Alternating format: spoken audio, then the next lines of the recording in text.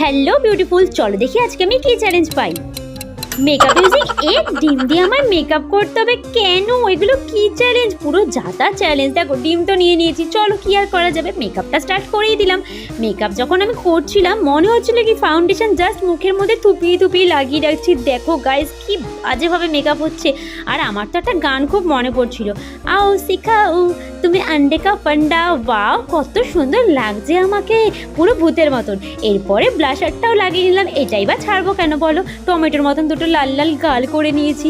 এত সুন্দর মেকআপ দেখার পর ভাবলাম যে একটু লিপস্টিকটা ড্রেসের ম্যাচ করেই পরা যাক, তাই আমি ব্লু কালারের একটা লিপস্টিক পরে নিয়েছি। আর ভিডিও করতে বসলেই আমার বিড়ালগুলো যত লাফালাফি শুরু হয়।